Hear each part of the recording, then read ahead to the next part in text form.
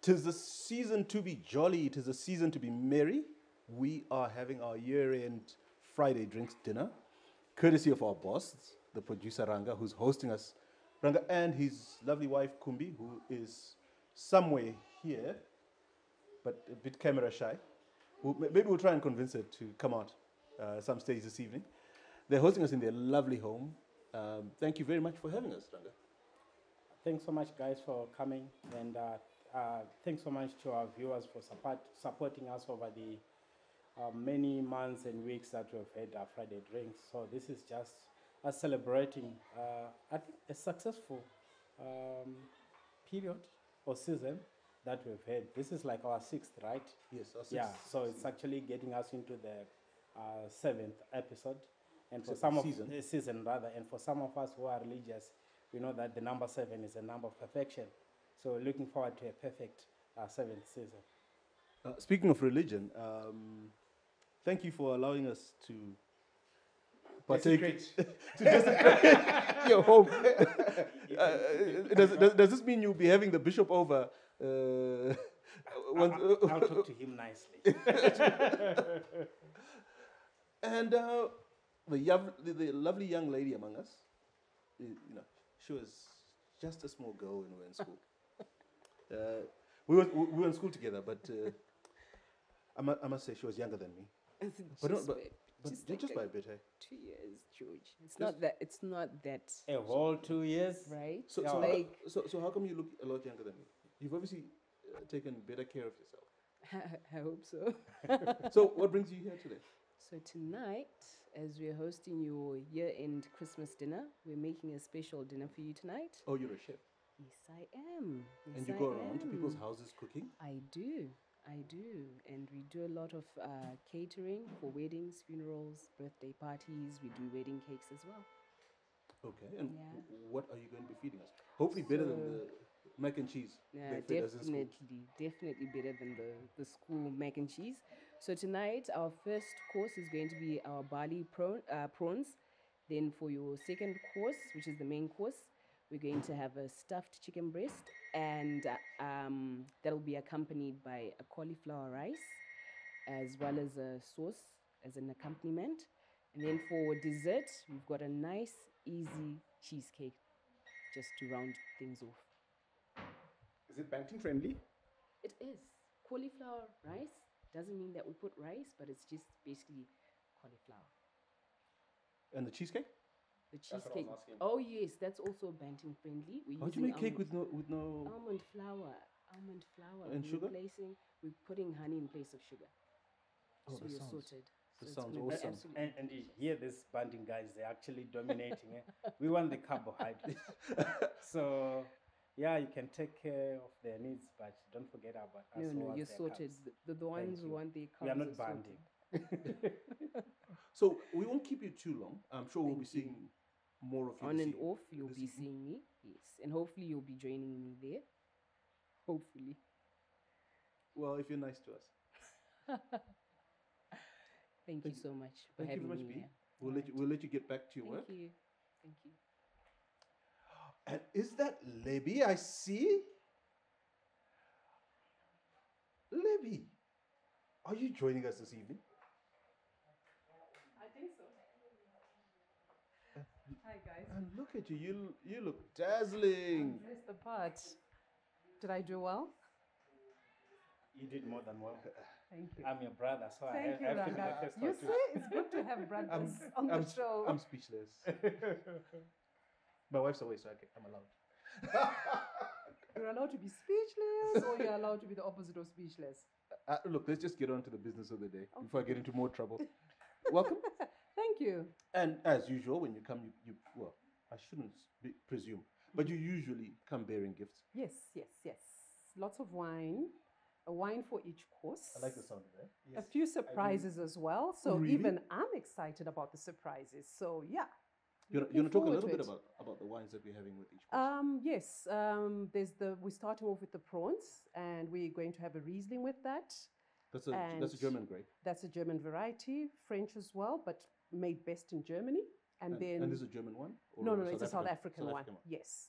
And after that, for the main course, we're having 2 wines, an option of a Chardonnay, wooded, and a Pinot Noir. So I'm also excited about the Pinot Noir. I haven't tasted that yet, but light and fruity. So hope it goes well with the chicken. And then the dessert, that's where the surprise comes in. I'm looking forward to the wine we have for the dessert. It's a decade old, just over a decade. Wow. And then we have for the cheese board, also another surprise, a port. But I like the sound of that. yeah, a port for that. And then I think that's where we end. Yeah, so Okay, so I think you're going to need more than the bishop. I think you're going to need an army of bishops to Yeah, cleanse yeah. your house when we're done. he's got something today. So I'm also excited for you. He insists on having orange juice. So today you're not having orange juice. Okay. You are having a sparkling grape. So yeah, we kind of like rubbing shoulders, except one's a bit higher and the other one's a bit lower. Yeah, we're also having. It grape. makes me feel we're also having special. sparkling grape Yes. juice. The difference is yours is fermented. Yes. Okay, that's okay. I feel like I'm part of you guys now. I'm just worried you're going to get you're going to get kicked out of your church. Who's going to tell? Tinashe, you finally showed up. Did I tell you guys that Tinashe was late? Well, anyway, he's here now. So Delayed. welcome. So is this why you're late? You wanted to make How an long did you how wanted long to did you make an spend impression, right? in front of the mirror getting dressed I up? thought you guys said it's a black tie event. It is. It is. Nobody's wearing a black tie except me. Did you miss the conversation about It doesn't the rules have to for be black. tie? No, then it's not a black tie. Well, okay. I was We're not wearing waiting a for black tie. Then something it's like an well, the lady is You guys are dressed looking. appropriately. Thank you. You guys are looking really on, like the youngsters would say, dapper. Thank you. So yeah. Thank you very much. So anyway, welcome. Nice of you to finally show up. Thank you very much. Delayed. Yes, very, extremely. We should find him a bottle. Yes, or two. Okay. Who's the person who's operating the gate? That's the person you should. You should find. Yeah. Because you were there for 30 minutes. Yeah. Okay, so we're starting off with our starters. So we're doing barley prawns. So as you can see, we've got whole prawns that are in the shells. So basically what we need to do is just remove the heads and the shells as well. Okay. I'll just show you one quickly. And then we move on to the ones that I prepared ahead of time. So what we want to do is leave the tails on for presentation. Once you've removed the shell, we need to make sure that we cut, butterfly the prawn, okay? And make sure that we remove the digestive tract. Otherwise, if you don't remove that, we're going to make our host very ill, which we don't want to do. So butterfly it a bit more. So just I can show you. Okay, so this is what you basically want to end up with. Okay, so I've got some that are already ready. I'll just wash my hands quickly, then we'll move on to the marinade.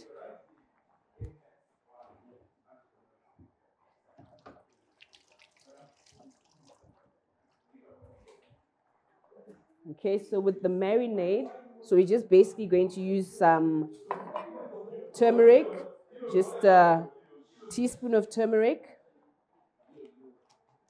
some ground black pepper, some chili powder, just basically a teaspoon each of our spices. Then we're also going to add some garlic cloves. As you can see, I am prepared my stuff ahead of time.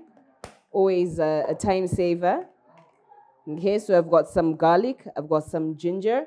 So those you can basically add to taste. So I'm just gonna finely chop them and add them to our spices. Just try and get them as fine as you can. Doesn't have to be like exact. It's not exact maths. So we'll chop it as fine as we can get it. Okay. Okay, so that's good. And we just basically add it to our spices. And then we're going to add a little bit of salt just to taste as well. So just a little bit. We don't want to take away from the prawns. Okay, then we're going to juice half a lemon. So I'm just basically going to use my hands just to catch the pips. We don't want any of those in our marinade. Okay, so juice of half a lemon. We stir that together and we're good to go, and we add our prawns. We add our prawns to our marinade. So, excuse me, once I wash my hands.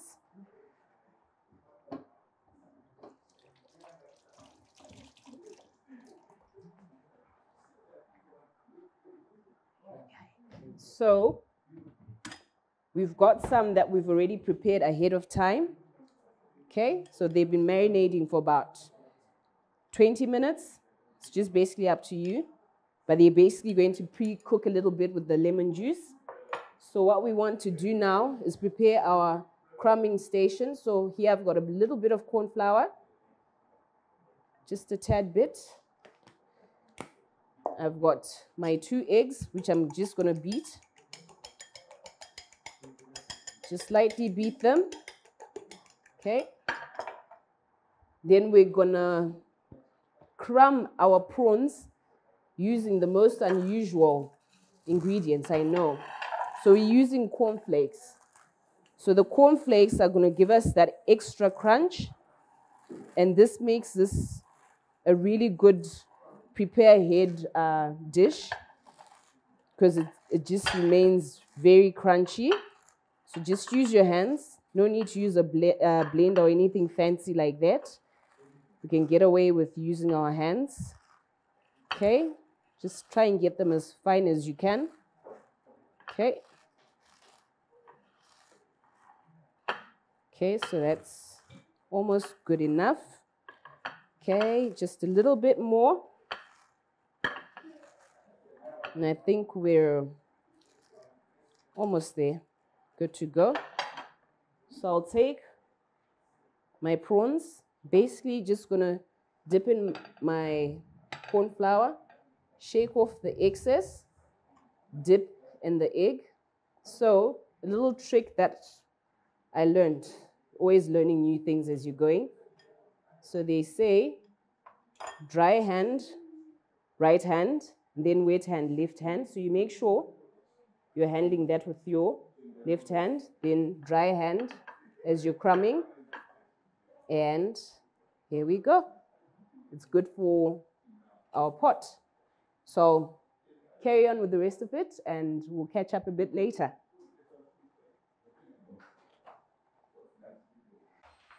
Yeah, so the food, I think you guys have watched it being prepared, is finally ready, and we have it in front of us. Chef B, what do we have? So we've got the barley prawns.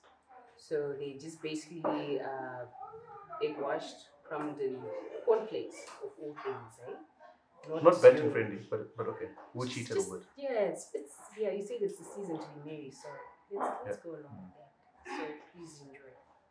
And how do we eat them? the sauce The on the sauce. side? So Yes. that one is just basically like mayonnaise, a little bit of ketchup, a bit of pepper, and lemon juice. Yeah. And then we just can pour the sauce on top of that. Preferably dip. Yeah. Preferably So dip. shall we give our Please go ahead prawns a and lemon do that squeeze as well. first?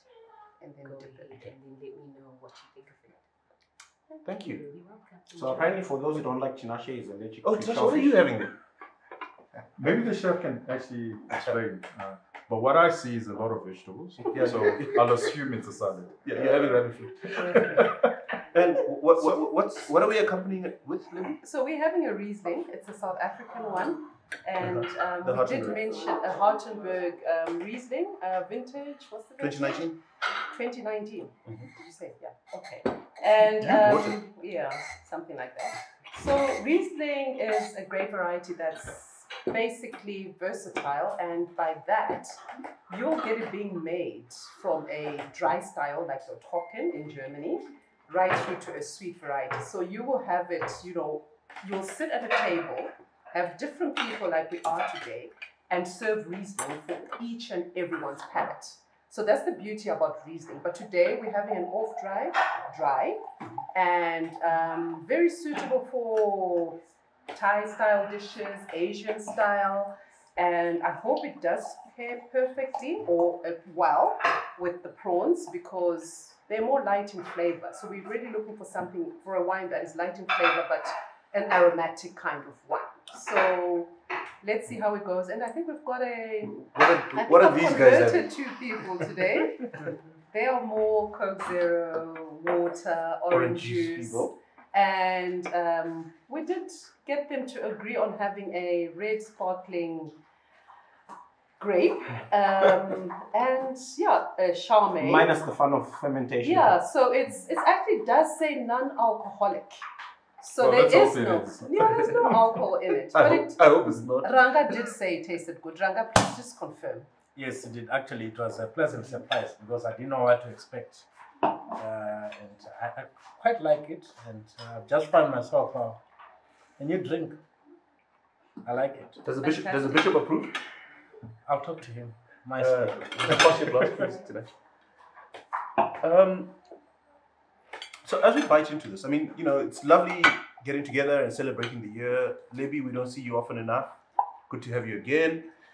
Ranga, it's good to have you in front of the camera. Thanks, George. Thank you, George. For once, you're not barking orders at us. And you're actually part of the fun. How's the year been? I mean, on balance, has it been a good year or a bad year for the economy? And for the negative answer? The pessimistic perspective. Well, it depends, right? If you're into, fiction and novels, then yeah, it's been a good year. But if you're into reality and reading the Times, I think it was a very difficult year for a lot of people. If you look at extreme poverty, people were living under extreme poverty. It's been a very bad year for them. If you look at food security, people who are actually relying on some sort of handout or sort, or the NGOs providing the handouts or food. It's been an incredibly terrible year. So I think for the average Zimbabwean, it's been a really tough year. Of course, that's not to say that's the truth for some of you guys. You might have, the anecdotal evidence of people who've done well this year, who've taken advantage of the auction, which came at a discount at some point of 80% discount. So if you got currency from the central bank at an 80% discount, it was a relatively good year. But I would say for the average Zimbabwean, it was a bad year. It was a terrible year, to actually put it in context. And it's ending with 19-hour Zesa blackouts.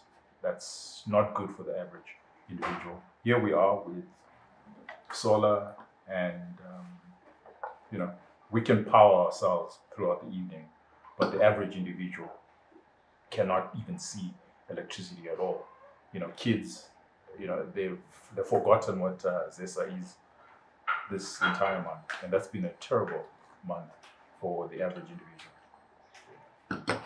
A romantic Christmas in the dark. And for the apologist view?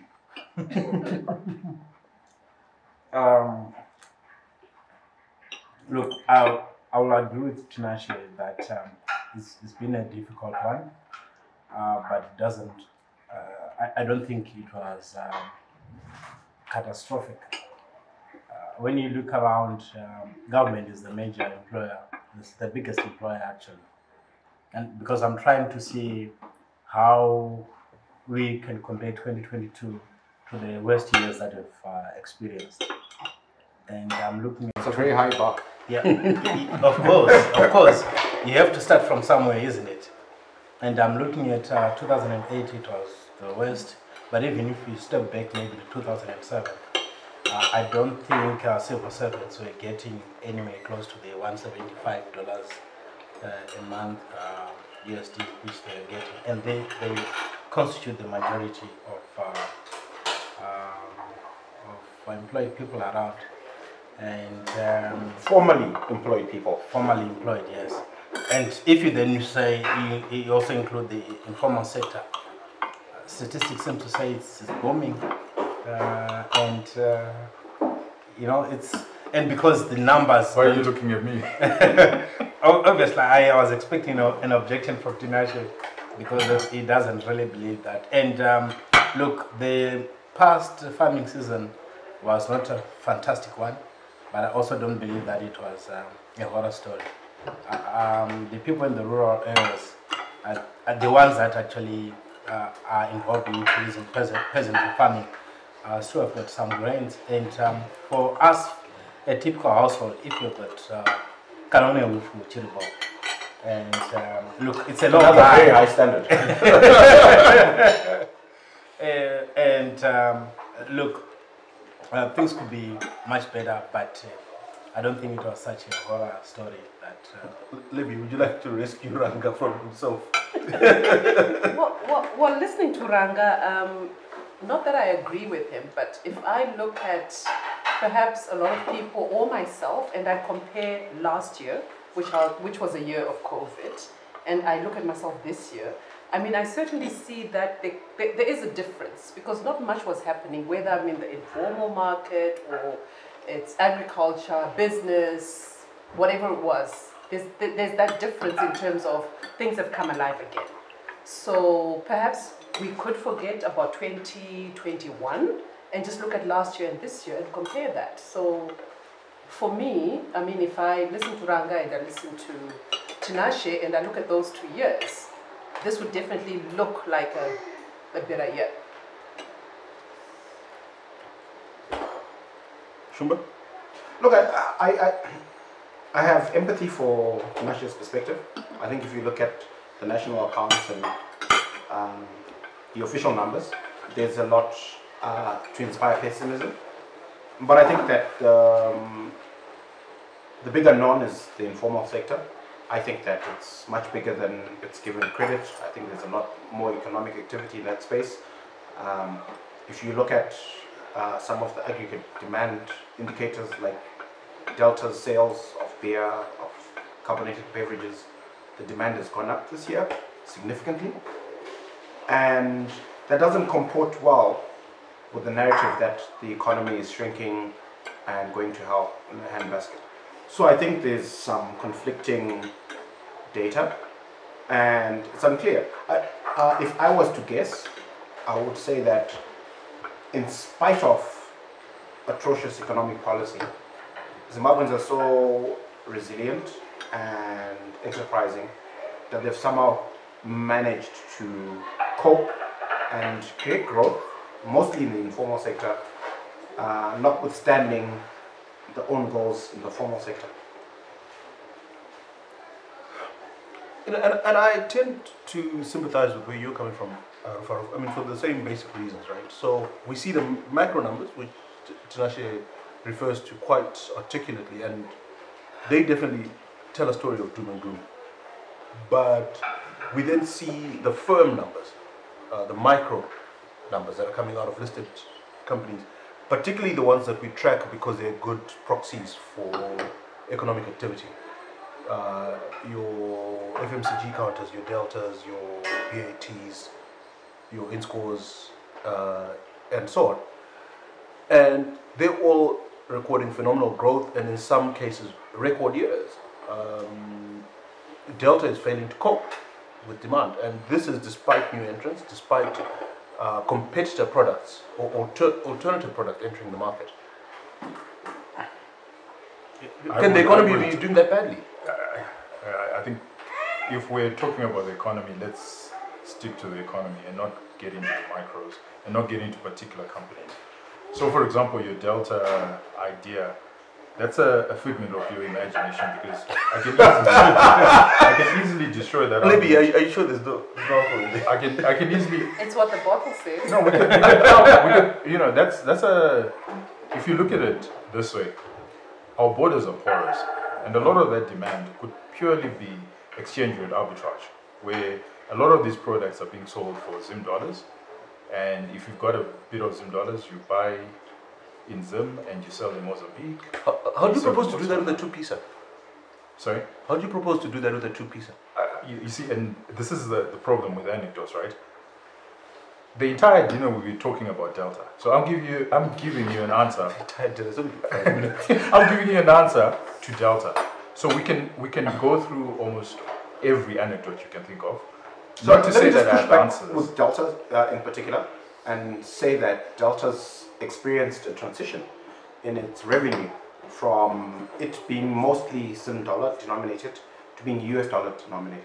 And when you actually look at Delta's products priced in US dollars compared to Regional products. Delta's not selling at a significant discount. So there is no arbitrage. In fact, they're selling at a premium. So No, in US dollars. Yes, in yes, US dollars. and most of their but sales, not in 60% dollars. plus of Delta sales are in US dollars. So where But 40% is quite significant. it is, I agree, but I suspect that most of that 40% is going to the big The formal trade. retailers who have no capacity to buy. Well, it's with our eventually, currency. the guy who's eventually buying it can use that and trade.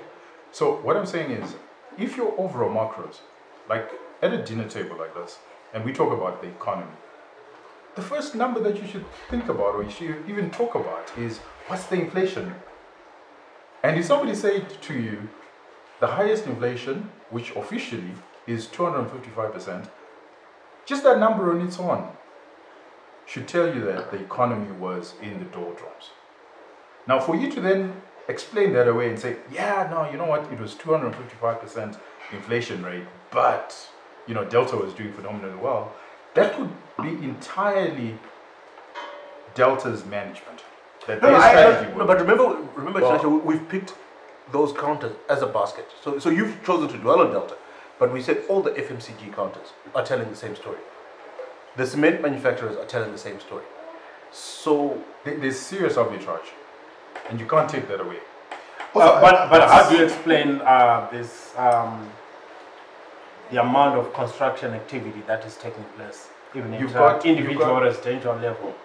And I mean, if you go around town, there are quite a number of high-rising buildings that are being. Again, you're focusing on anecdotes, right? And that's why we have GDP numbers. Is that after all is said and done, we aggregate all those numbers, and we say, well, in this economy, so if you were to go to Mozambique, for example, and you see that real estate development, all those anecdotes, and then you look at the aggregate numbers, and their inflation rate is less than 15%, and their currency has been more or less stable, then you could argue, right, that the anecdote speaks to the general. But in Zim, and this is a classic case in Zim, where the particular does not speak to the general. Let's be very clear about that. And if we're talking about the general, we talk about not things that you see, because this is the other thing that you guys don't realize. Do you realize that there are more people who are out of school than they are in school? This was the worst year, true, of kids, right? But you don't see it because your kids are in school, right? And what I want to warn you guys is, do not live in a bubble. I know we're having nice dinner here with very lovely company, and it's very easy for us to live in a bubble. And I encourage you to not live in a bubble. no, I hear you, Chinasha. Sorry, come in. So how accurate are our GDP numbers? Because we did mention earlier, Ranga mentioned it, about the informal sector. So how accurate are our GDP numbers? Because you seem to keep nailing it on that. Okay. Thank you very much. I think that's a dinner table discussion, where we rip through the GDP numbers. Did you just open the door to a lecture from I Chinasha? only said I think that because that- we then went. I think that the informal sector, what's powering the informal sector is mostly the diaspora remittances, which have admittedly increased. So you look at remittances, it's now about $2 billion or thereabouts, 1.9 billion in the formal channels. And that's really been pumping in the informal sector. But when you look at the informal sector, people tend to look at just one side of the informal sector and then don't look at it also has its own cost. Now, in 2022, a very important report came out of the World Bank. I'm not so sure if you guys read it, but what the World Bank was arguing is that labor productivity in the informal sector is the lowest in Africa, one of the lowest in Africa. How did they measure that? What was their... No, I mean, I'll contend that's common sense, right? That one guy making corks can't be as efficient as a factory making corks. Common sense. And no, but they're comparing our informal sector with to some other. No. Okay, maybe I'm putting words into Slash's mouth here, but I did read the report, and what I took from the report is they said, basically the report was saying we need to formalize our industry because the gap between the productivity of the formal industry and the informal is just huge. Okay. Am I right? Yeah, no, you're right. You're very correct. I just want to add to that. That I would add that in terms of productivity, they're saying, and it was quite emphatic in the report, that when you look at the individual who's in the informal sector, is a well-educated, well-resourced individual who should be producing a whole lot more. But they end up in the informal sector selling tomatoes. And that is not the best use of that particular labor. And that's a problem in Zimbabwe. So that adds to your point, that actually that then, when you compare it, so when they compared things like literacy and capacity of our labor compared to everywhere else, we score quite high. In terms of skill levels, we score quite high. But in terms of productivity, we actually score very low because you've got extremely skilled people doing very rudimentary things. And that adds to the problem. Everybody knows I'm a weekend farmer. And the reason cell phone farmer, thank you. The reason I'm a cell phone farmer is basically I've rationally understood this, that spending 7 days a week on my farm with my level of education, with my skills and so on, doesn't pay as much as me selling 5 days of my week to a system that pays me a lot more money, and my contribution to the system is a lot more valuable than I can ever contribute on my small little piece of land in rural Moreo. And unfortunately, there's a lot of people like me who are running small farms or running small factories, but not out of choice, but because they've got no jobs. And there's nothing else they can do, and they can't grow their business because they don't have access to credit. There's no market. They're stuck. They're living from hand to mouth, selling widgets. I've got a relative who makes... Productivity discussion is a segue, right? What we want to establish is the informal sector big and growing. So if you're saying the informal sector, right, productivity is to it, right? Because if you're saying the informal sector is quite significant, and we then tear apart the informal sector and realize that actually they're not productive, then where's the GDP coming from? So there's a lot of trade that's happening, but if they're not productive, they're not adding. And also, if you were to ask the people who are involved in informal sector activities, if they really enjoy what they're doing, I think it's more survival. So like subsistence. Subsistence. It's actually a transition. It's someone who's looking for something that is permanent and long term. They're trained into something, trained accountant or economist or whatever. So really, I think when you measure in the informal sector and then project it as something that can actually be an engine for economic growth, I think we'll be fooling ourselves. And this is just people. This is what people are doing just to get by, as you are waiting for something better. Yeah. So the big play is to have the formal sector pumping, and then maybe at that point we then start measuring. If there's someone who says, like a judge here says, okay, fine, I'm leaving the system, and I want to go and do farming full time, I think that he becomes a proper informal sector player. But things that you do. But they're not informal. I won't be informal. Look, I mean, from your perspective, you've moved from the very low bar that we were operating on earlier. but I'm going to push back, notwithstanding, because I agree with everything that you've said.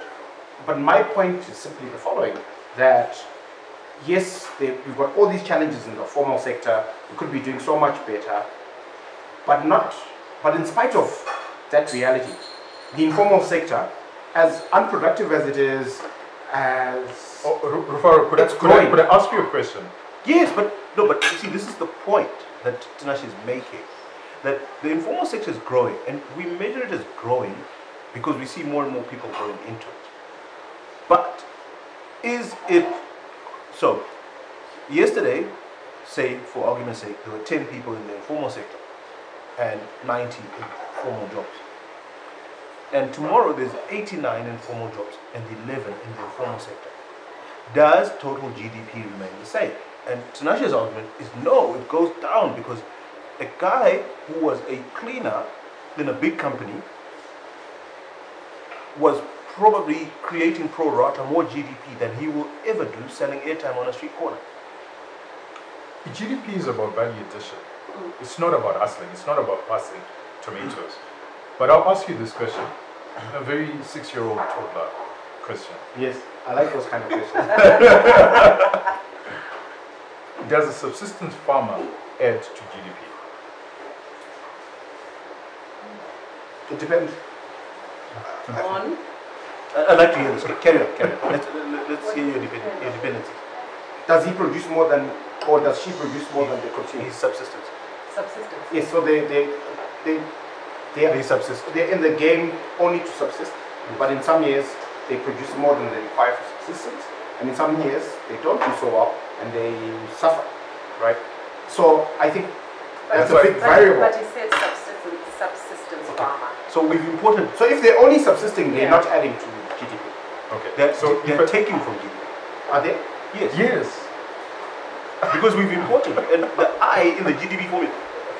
We Okay, studied yes, this yes, together. yes, The I I hear you. in the GDP formula is a minus. So they're importing inputs to farm. If they're getting them from, if they're getting a freebie from government, or No, if they're paying for doesn't it. matter. Doesn't matter. But they're also creating a Yeah. saving in the sense that the importations won't involve the grains that but they- ordinarily would give. But they're subsisting. The subsistence. They're subsisting. They're feeding themselves. So it means the state is not chipping They're not into it. adding. They're not They're not adding to adding value. GDP, but they are surviving.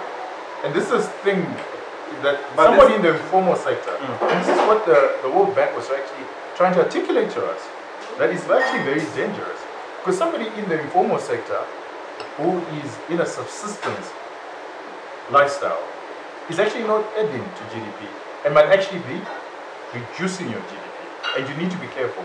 And that's why productivity becomes important. Because if they were productive, right, they're in the informal sector, but it was high productivity, then you could actually argue that they're in a surplus. At some point, they're in a surplus. But if all they're doing is subsistence, But Tasha, I think we're overthinking this.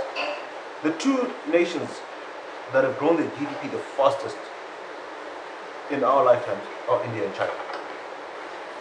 And what have they done?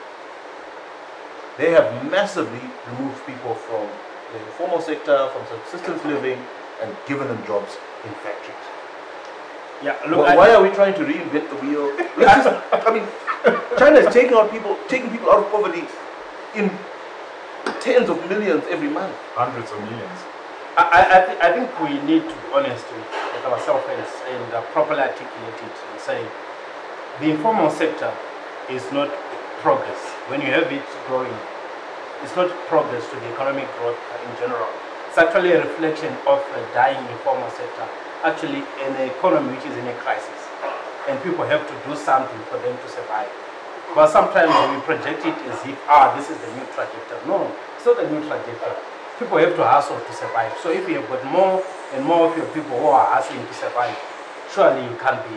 I mean, you're absolutely right. So we say the new model, CBD model, is to chop up big buildings and make them little shops. Whoever built a building with that in mind? And who's putting up tall skyscrapers today How is with that that in mind?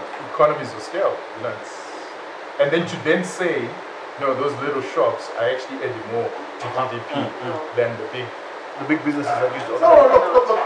I think that we can speak to the informal sector growing without taking away from the reality that it is an indictment on our economic policies and the formal sector. It's a symptom of failure in terms of the conventional narrative for economic growth. The fact that our informal sector is doing better than the formal sector. I'm not saying that's a fantastic thing. I'm saying it's just the reality that life in the formal sector is so difficult, unpredictable, and challenging that it's to the informal sector where we see growth. I'm not saying that that's the way it should be or that that's a great thing, but that's our reality. Okay, so Ranga is sitting here, so I can't blame the producer for jumping up and down. But Patrick behind the camera is jumping up and down. Verdict: bleak Christmas or not? Is it a bleak Christmas? Of course not. It's not a bleak Christmas. No, it's not. Christmas in the dark, very romantic. Just get candles. Exactly. It's a normal Christmas. Some are struggling, but others they'll make it with the world. And people always try to make Christmas Day special, even if maybe a day before that you won't have enough to eat. So I don't want to take it as a bleak. I would say 2008 takes the biscuit for being that bleak, but it's okay. That low bar again. Yeah. So I would like to just correct Ranga here.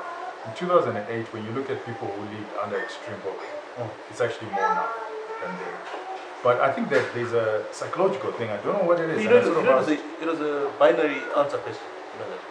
There's no opportunity to pontificate. Yeah, no, I just wanted to correct him. Okay, Because I won't give that opportunity. Now can you answer the question? I identify with the ordinary majority in Zimbabwe. It's going to be a bleak Christmas. While wearing a tux. Yeah, no, exactly. I almost called him a champagne socialist. I'm not a socialist. I'm But just you're not a saying, socialist. I'm saying if you were to ask me, is it going to be a bleak Christmas? I'm not anti-net, that lives in the sky. I don't live in the sky. I actually live in Zimbabwe. And for the majority of Zimbabweans, it's going to be a bleak Christmas. And it hurts me. Not necessarily because We must interrogate why this is a black tie dinner at the opening of the next segment. Anyway, we need to have our dishes cleared and get ready for the next course. So we'll be right back. Give us a couple minutes.